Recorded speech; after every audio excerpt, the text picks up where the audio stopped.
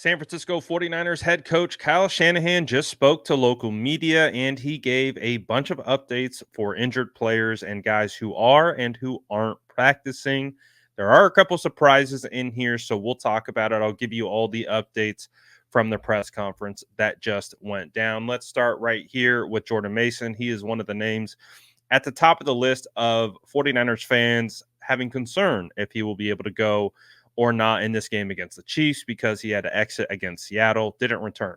So, throughout this practice on Wednesday, which is considered the first practice of the week, we do know they had a bonus practice on Monday where he was I think a limited participant. They didn't really give the full designation, I don't believe, but he was participating with a blue non-contact jersey. Today, he is considered a limited participant. We don't know if he has shedded the blue non-contact jersey or not. I have yet to see that come through. But I do think, like we said, the fact that he was out on the field on Monday and we wanted to track his participation throughout the week, the fact that he's starting on Wednesday as a limited participant, I think is an optimistic sign that he will be good to go against the Chiefs. But again, we still have to monitor his participation on both Thursday and Friday will be the ultimate determination if he will go. But I do think we're heading in the right direction. But again, like I said at the beginning of the video, there are some surprises as well. So let's also get into what those surprises are in regards to the injury report. So, but we're still on the good news. Charvarius Ward, who obviously missed the game against the Seattle Seahawks, he wasn't able to go. And as a result of not being able to go, we didn't really know what his participation was going to be against the Kansas City Chiefs. Well, he is a full participant today, so that is a good sign for him. And we also got a good news on Malik Mustpha. So Malik Mustpha was not practicing on Monday. He was off to the side rehabbing.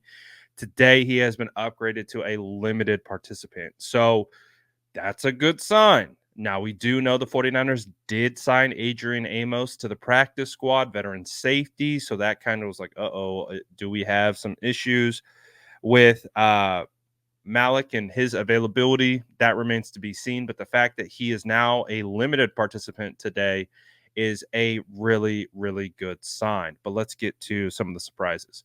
Jauan Jennings did not practice today. He's dealing with a hip injury. So that was a bit of a surprise. Also, Malik Collins, defensive tackle, not practicing today with a knee. Leonard Floyd not practicing today. It's a vet day, so nothing to be concerned about there. Matthew Wright, shoulder not practicing. Jake Moody not practicing, ankle. So not a huge surprise. We understand that the 49ers did sign a kicker to the practice squad this week. So that kind of aligns with Matthew Wright still not practicing. So we might see our third kicker in as many weeks. So we're going to keep an eye out on that. We talked about Malik Mustpha limited. Deebo Samuel was a limited participant with a wrist, and Jordan Elliott, defensive tackle, also a limited participant with a wrist. When I see that Deebo is a limited participant, it's interesting, but I'm also not ultimately concerned too much about that. I do think that we'll have to see, obviously, but the fact that he is a limited participant on a Wednesday with the wrist, not really concerned about that. I've seen a lot of people kind of like, oh no. I'm less concerned about that. The one that's interesting to me is Jauan Jennings and Malik Collins. 49ers defensive tackle depth has been tested early this year, and it continues to get tested. So they're pretty close to being on like their third, fourth string defensive tackles at this point. So I do imagine that the 49ers will potentially be poking around the trade deadline to see if they can get their hands on some defensive tackles because they need them. They're just out. They're running out and they keep getting hurt.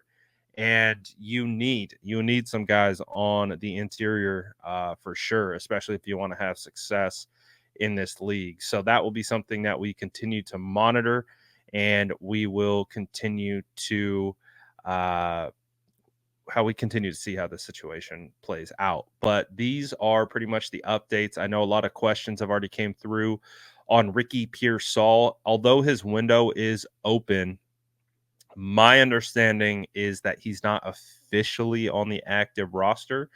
So what that means is for Ricky to be able to play, they have to activate him from IR.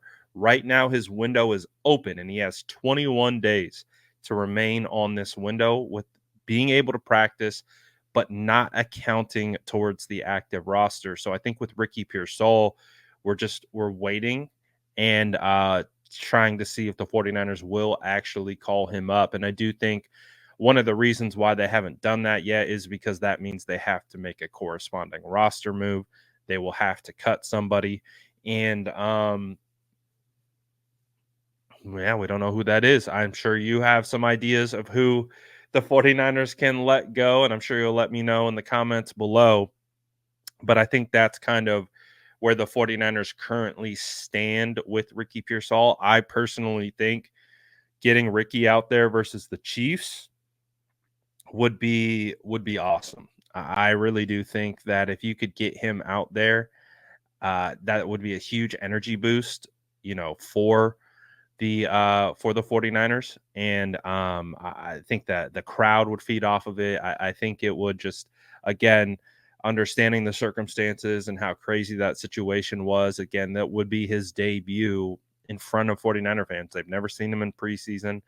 A lot, if you didn't go to training camp, you have no experience of what Ricky Pearsall looks like on a football field. So I think that could be a nice little energy boost. And if you could get him, out there as a returner potentially. But Kyle Shanahan did talk about how gassed he was at practice today. So that again could also be a determination of if they think he's ready or not, because conditioning is a part of it. And this being his first week practicing again might be a little out of football shape. There's a difference of being in shape and football shape. So I think it remains to be seen what the status is of Ricky Pearsall, if he will be activated for this game. I don't know. We'll see. I would also imagine that if Deebo Samuel is actually in severe or in jeopardy of missing this game, that maybe changes the thought process with activating Ricky Pearsall. That's just something to keep in mind. But I think as it stands right now, we're still a little bit TBD on that right now. So let me know what you guys think about this situation. Let me know what you think about some of these injuries. Are you concerned? Let me know in the comments below. And as always, make sure to like and subscribe for more updates.